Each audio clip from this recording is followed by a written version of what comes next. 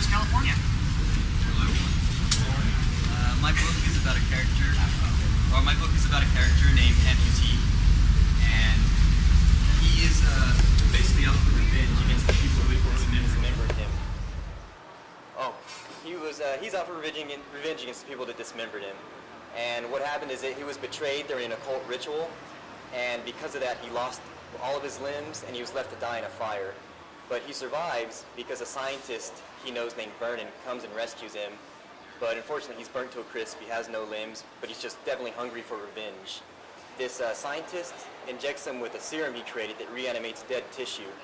And because he can reanimate his dead tissue, he has the ability to take the limbs from his enemies, put them in his own body, and go around taking revenge. But unfortunately, the serum has two side effects. It's slowly taking over his entire body, so it's turning him into an undead zombie, while it's keeping him alive at the same time. It could take weeks or even months. And number two is the limbs that he takes only last for 48 hours. So he has to continually keep killing people in order to keep getting revenge. And he's going to have a crisis where maybe at some point he'll have to kill an innocent person in order to continue his revenge. He's the good guy, but he's killing some really bad people. The person that he's after is a crime syndicate boss named Boss Rodriguez. And he has these visions of his place in hell, and so he doesn't want to die. So he enlists these 5 scientists in engineering and genetics and cybernetics to help him live forever. So he's a mess of all these things. So I took a look at your art, William. The guy's really kind of disgusting looking, and he's kind of a disgusting character, and I can't imagine ever possibly rooting for him. He seems like a really horrific figure. Why would I ever want to root for this guy, and how could I ever get behind him?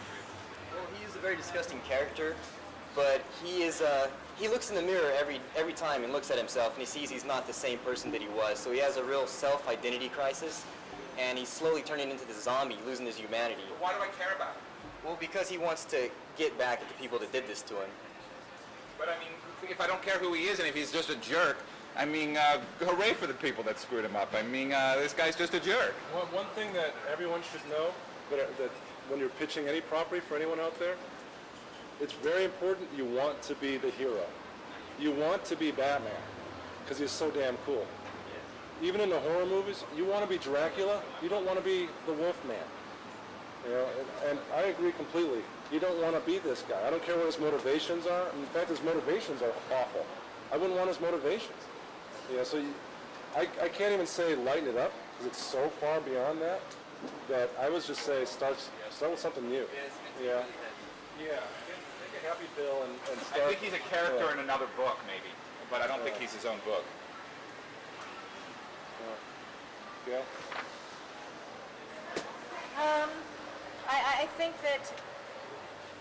I think that perhaps if this is the story that you want to tell, this may not be the right medium for it. Might be a horror movie. Yeah. Yeah. Yeah, it was supposed to be kind of like an art film. Yeah. So I think that in the comic book world, you want to sustain a character from book to book, and this doesn't seem like it's the right medium. And in comics, gross is fine, but again, the sustaining and liking the protagonist are both important, even if the protagonist has hit issues and looks horrendous.